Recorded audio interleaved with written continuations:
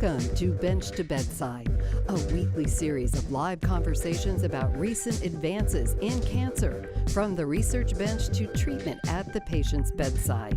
And now, your host and the director of the University of Kansas Cancer Center, Dr. Roy Jensen. Good morning. I'm Dr. Jennifer Klemp, co-program leader for the Cancer Prevention and Survivorship Program at the University of Kansas Cancer Center. And today I'm sitting in for Dr. Roy Jensen. And thanks for joining us on today's episode of From Bench to Bedside. And today we're going to be talking about the University of Kansas Cancer Center's patient research advocacy program called Pivot. The history of cancer shows we're not going to win this war overnight, but we want to win it sooner than later. We have to keep meeting mileposts, and having patients involved in this process helps us create mileposts to the day when one day we don't have to fear dying from cancer.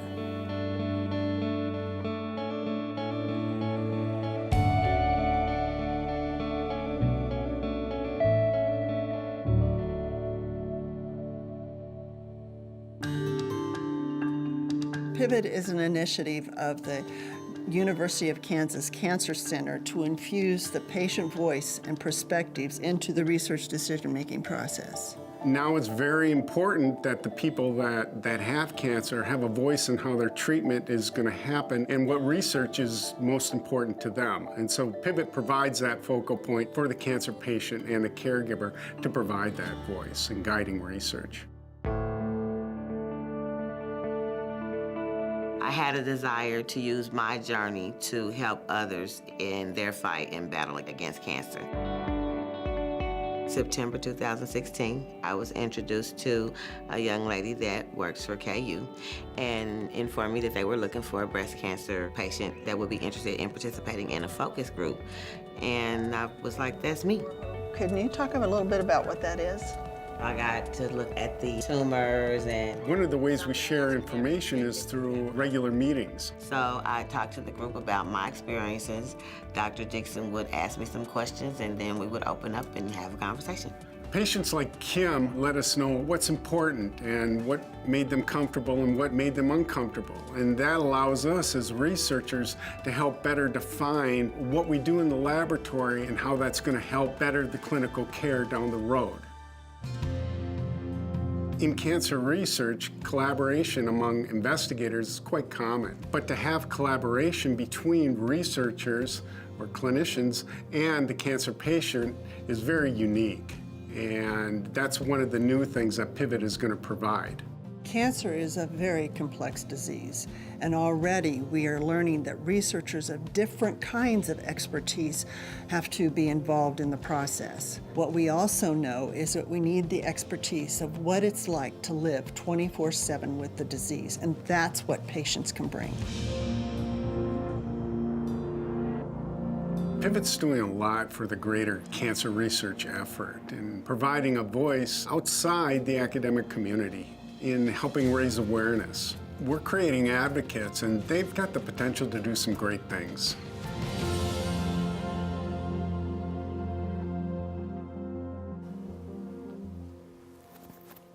That was a great video, and I think it's exceptional that we are able to understand, what Pivot can do for not only our patients and future patients, but the community. And today we're excited to have two of the founding members here, Cheryl Jernigan and Sylvia Hernandez.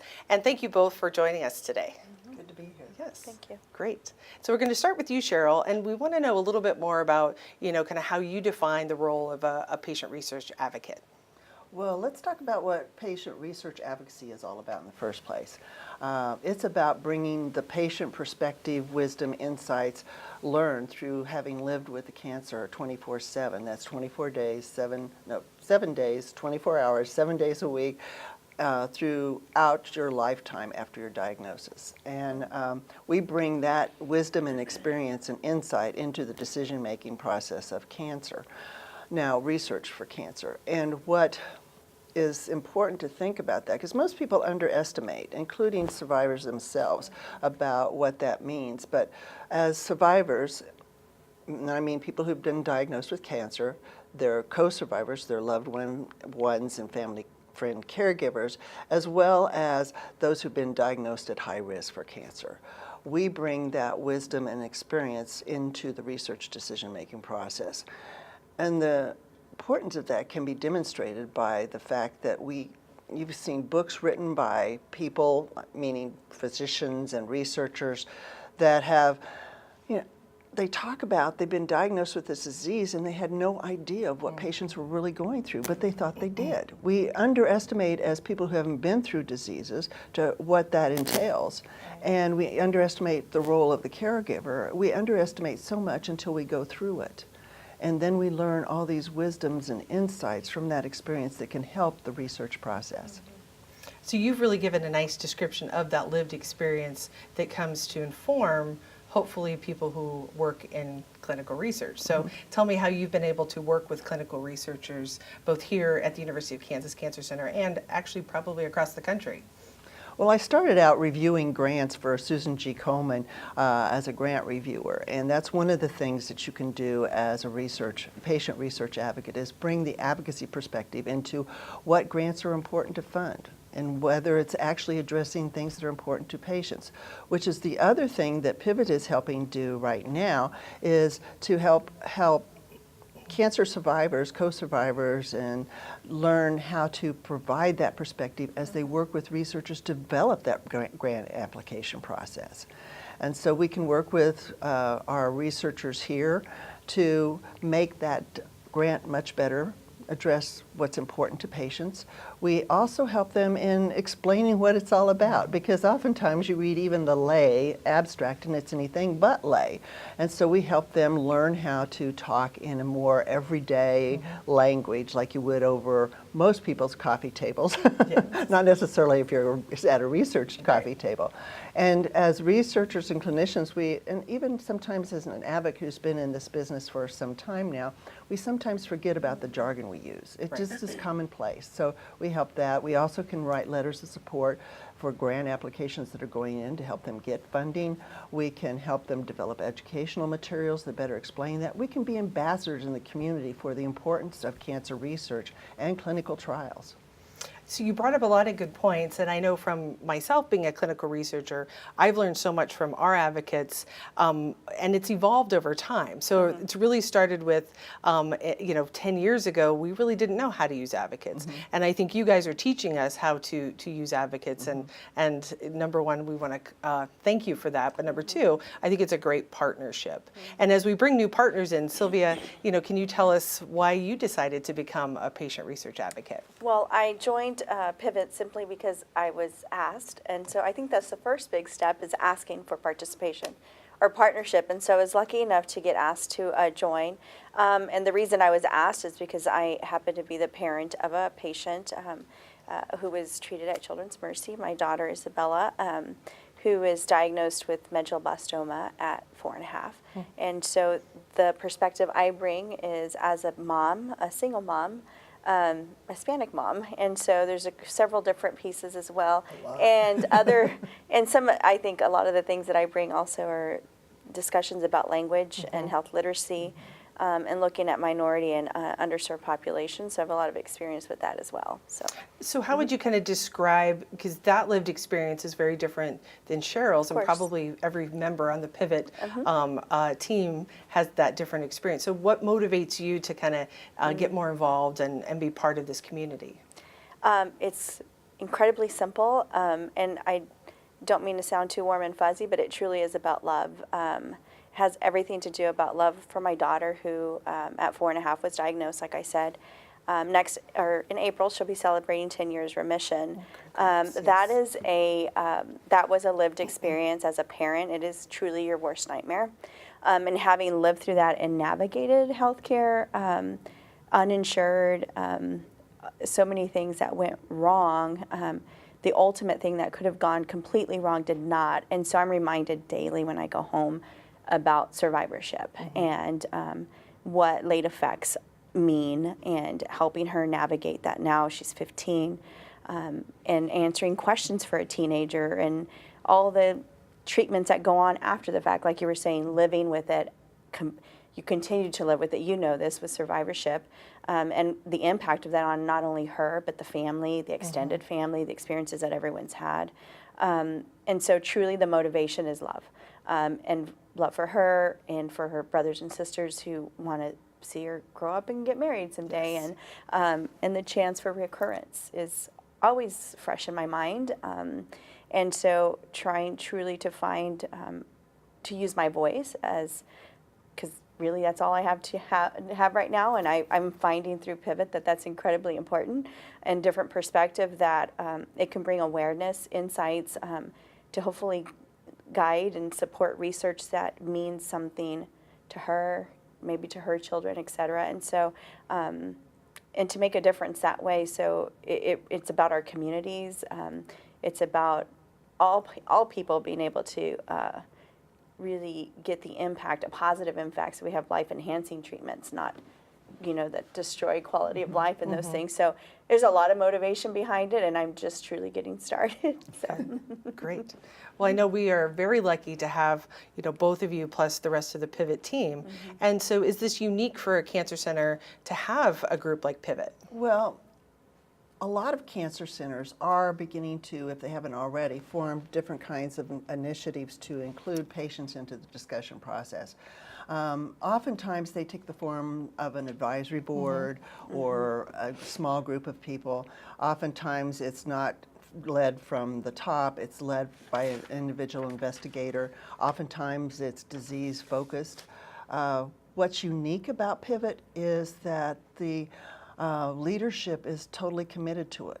We're here because Dr. Jensen and his team said, yes, we need this and we want this. And then he gave us the added blessing of not only supporting and helping fund us, but also, and you guys figure out what we need to do. So he's not directing what we do, he's having us, and that's the other thing about Pivot. We are patient-led. We were patient-created, developed, implemented, and now led. So patients are the leaders, and our voices are the ones that are leading the direction. The other thing is that we are training the researchers. Oftentimes they say, okay, we need to train these patients about what cancer research is and cancer biology and da-da-da-da-da.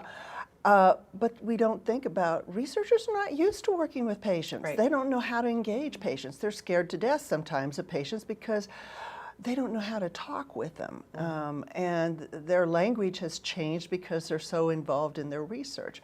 But once you open that door and once you start helping people know what that is and how to do it, and it goes on the same side with the patients too, of knowing what to expect and how to be good in that. So we provide training for both patients and researchers.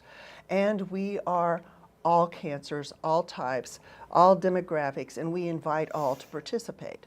So all survivors, co-survivors, those at high risk, we invite you to participate. We're not a limited group, and we invite you to participate at whatever level is most comfortable for you. It could be you just want to learn more. Great. Others may want to get totally involved and immersed, like some of us. And others go, I don't want to get that involved. So there's easy ways to be involved, like participating in a focus group to learn more about what patients expect in treatment plans so that you can help design what research is needed there. And you described this vision of Dr. Jensen and the leadership, which is this multi-directional conversation around cancer and advocacy. And I think it really does expand to KU Cancer Center, to Children's Mercy, to Stowers, and bringing in our basic science researchers. So making that conversation and open dialogue and working in this collaborative environment, I do think is very unique, and Pivot's been able to really, I think, be a pillar in how patient advocacy should work. Well, and you make a good point about our partners in this research effort. We wouldn't have Sylvia here today if we weren't in deep partnership with Children's Mercy. So it enriches what we are able to do for cancer survivors, co-survivors. Absolutely. And researchers. Absolutely. So thank you so far. If you're just joining us, this is Bench to Bedside, and we're talking with Pivot members Cheryl Jernigan and Sylvia Hernandez about the power of patient research advocacy. We also have Alicia Miller in our studio today, so if anyone out there has any questions, comments, please feel free, and Alicia will chime in. And remember to please share the link for Bench to Bedside of anyone you think would be interested, not only in this topic today, but many of the other topics that we've covered and will continue to cover. And please use the hashtag Bench to Bedside. So we do have a question that's come in. Alicia. I do not live in the KC Metro. How can I connect with researchers in KU Cancer Center? Great. Easily. I am so pleased to say this. Our Pivot leader, the patients who worked with us to create Pivot in the first place, and now our leadership team are throughout the greater Kansas City area and throughout Kansas. And you participate by Zoom, by email, by conference calls. Right. So there's lots of ways you can participate. And we have very active participation. We even had at one of our meetings someone who was in northwestern Kansas that was participating from his hospital bed, and right beside him was his wife sitting there As his co-survivor. and so we great. welcome wherever you are, however you can get there, through Zoom or by driving to where we're meeting. You can interact with people. And I work with researchers across the nation, so that's done by email. And what Cheryl's describing really is a fancy term now, which we call catchment area, but it's really anywhere now because of technology that we can connect, and we can connect through websites, through technology, via email, conference calls, as you said. So I think we've really opened up the opportunities for advocates regardless of where they reside. And a lot of our programs that are available through KU that can help provide education are available online. And we're trying to do our best as Pivot when we have any face-to-face workshops to educate, to then cull through the videos and try to make those available to people who weren't able to attend. That's great. So I think we have another question coming in. We have two questions, actually. The first one says, great discussion this morning. Thank you, Sylvia and Cheryl, for sharing your experiences with us. Is there any sort of training provided for patient advocates? Great question. Do you want to answer? No, go ahead. No. I feel like I'm doing all the talking. Well, we had an inaugural training. When was that? December 1st. Yeah, it was December 1st. It was lovely. We had worked so hard to put together a training for new advocates. So it's like, what does this mean? How does that look? What does it mean? What is the biology to it? But it wasn't so technical. We had how many members there that morning? Well, we had potential members more so Yeah, than members, potential, 'cause right, yes. We weren't that big yet, but we, as a result of that meeting, have a lot of people decide to join. And they drove in from different locations to And get this zoomed in. training. They And were zoomed all in, over. yes. Yeah. They So that Now, does training, people though, know what I hope people know Zoom when I is like say a web Zoom. conferencing Yeah. tool. Yes, sorry. You mentioned that was Zoomed or taped. If you are out in Facebook land, can they go and watch this Zoom training? How does that work? Soon. We're working on it. Soon. Because when you videotape a live conference, there's things that don't always work well or you can't hear well, so we're going through the videos to make sure that what we present is able to tell the story. Okay. Because So there will be some enduring material. Yes. And then will you have more trainings that potential advocates can? Yes. And how would they learn about that? by joining Pivot. And would they And do our that web- on your website? They would. But I want to say one more thing. Also on our website, we have a listing of educational Yes. tools and resources on all sorts of topics. And these have been vetted by various Pivot members as being good, a part of our leadership team or the educational task force. So these are things that you can go to learn more about what is patient engagement or what is cancer biology. So you don't necessarily have to wait for the next training. soon-to-be-released videotape that we have coming out from our first training or the next training to begin learning. And by all means, you always can ask questions. So if after watching a videotape or if you have any concerns, you can always contact Pivot. And we have, our email is pivot, at kumc.edu. Right. Okay. I didn't think about that. That's okay. And our website, well, which also has the video you watched earlier, is easy to find too. And if we don't have it up It yet, will be we on the will screen. be. Absolutely. Great. So that's a great resource for folks to find past, current, and other types of materials is to use their website. And some of these have been developed by, a lot of them, in our educational resources have been developed by other organizations, Right. such as the National Cancer Institute. You're just using the best tools Yeah, out there. Right. Absolutely. Great. Exactly. All right, Alicia, I think you have another question for us. Yes, we do. What makes a good research advocate partnership? I have a couple of ideas about that. Good. I think a willingness to learn from each other is key between the researcher and the advocate. A willingness to explore new ways of thinking and to ask a lot of questions, to be open to questions about, well, what is, like the jargon, you know, sometimes we're in meetings and we're like, hey, hold on, what does that mean? So asking for clarification. Also, a lot of patience, an opportunity to build trust between the two partners, and a willingness for truly, if a researcher opens a door, and I really feel like that's what Pivot did, they opened the door for us to come sit at the table. So first of all, just asking, and then the openness to collaborate together. And it's, I think a lot of people put a lot of weight in the academic part of research, but there's much to be said, as Cheryl said earlier, about lived experience. And that's a whole university in itself. You know, what it was like as a parent, if you're going to set up a research study. She was on a children's oncology group study, and the different arms of the study, it's like, well, what does that mean, like arm? And just these basic things, but luckily we had an incredible oncologist that walked us through it. But what came of the study in the longitudinal pieces? So don't just engage the partner, but walk through it with them.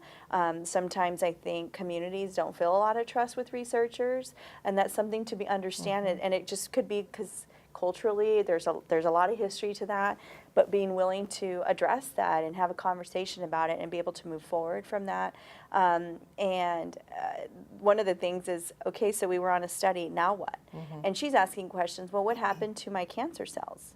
Well, so the bone that was removed, where is that? Is it being studied? Well, how are people like me doing? And so these are questions that my 15-year-old is asking. She's becoming somewhat of an advocate herself, watching mommy do these conference calls, Zooming, and sometimes you guys will see the girls come in and out, and my dog on the video. But my girls are seeing advocacy in action at home, and an opportunity for them to also lend their voice. When you don't have a lot to give sometimes, like I was saying, your voice and your experience has a huge place in research. So that's my answer to your question. Sorry, but yeah. I think that's a great. That's great. You're living it, and they're watching it, and hopefully they're the next generation of advocates. Absolutely. And do you have a good example of how some of the work you've done or other Pivot members have done when they've worked closely with researchers? And can you tell me a little bit about how that's impacted research locally? For the work that I've done personally, it's very much in the beginning stages. I say that loosely because I've been with Pivot since the beginning. But we did a lot of infrastructure work, a lot of foundational pieces. The logo, I mean, we had a lot of conversation about logo, about what do we name this? How do we define it? What's our mission? What is our vision? What are we looking for? So a lot of the strategy behind it, that's been a lot of the heavy lifting that I've been a part of with Pivot, and then some of the subgroups that we have. So I'm on the education task force. I was on another task force. So anyway, we do a lot of different pieces, but the education and developing that training was another piece of it. So that's the work that I've done in Pivot and with researchers. What I love and what Cheryl said earlier is about the support from leadership. Dr. Jensen comes to our meetings. We have researchers coming to our meetings and talking to us, asking us to visit the lab, like get an understanding of these things, asking us for our feedback. It's like those are the pieces, although you're like, I'm really helping? Yes, you are. You truly are. It's hard to see that sometimes, but and then as we move forward, really getting to engage with more researchers, I'm really looking forward to that opportunity. So. And Cheryl, do you have any examples how you've been able to work with researchers and how that's really impacted what they've done for their clinical research? Well, I'll give you a personal example, but as far as Pivot itself, for one of the more important steps that we made was to develop the rapid reactor panel. So if a researcher is wanting input from patients, but all of a sudden for their grant application, and all of a sudden goes, oh, but I don't have that much time, and I don't know how to do this, they can sign up and work with us to present to a panel of patients that will give them immediate feedback, ask questions, and it really helps them design and guide their research. And then if they want, we can help, we can craft a letter of support from Pivot or individual patients or advocates. So that's one of the things we work as a Pivot we've done. Personally, I can remember one researcher that was trying to do a prevention study, who will remain unnamed, but anyway, she had proposed that we have a 24-hour urine collection. Having already been through one of those, the last thing I could see people wanting to do, especially for a prevention study, is carry around a urine jug all day. It's a big jug, too. Yeah, exactly. It's not, it doesn't hide in your purse, no, or pocket if you're a guy. So I suggested that would not be something that people would want to do. And I said, can there be a lesser time? Came up with, not ideal, but it can certainly work to do 8 hours. Well, done deal. I can do that overnight. Come home from work and start peeing. There you go.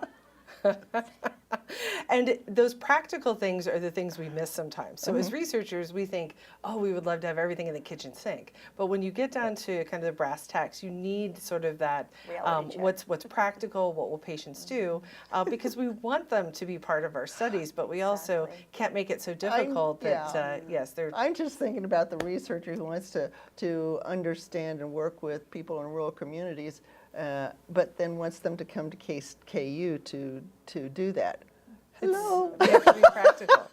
Yes. Or the researcher who wanted to do 50 blood draws. I don't know about people out there, but yes, not so much. And I think one thing that Cheryl hit on was the idea, the ideal state. I know as a mom, or if I ever were to have cancer, the idea of co-designing, co-planning, co-implementing, and co-disseminating research together, the idea of the partnership between researcher and lived experience, that will be a beautiful state, and I think it won't certainly hurt our health outcomes for all populations, and I think that's really a key motivator as well. So, well, for clinical trials, it can actually impact the ability to recruit and retain people in clinical trials if you have the right protocols for people to follow. Oh, absolutely.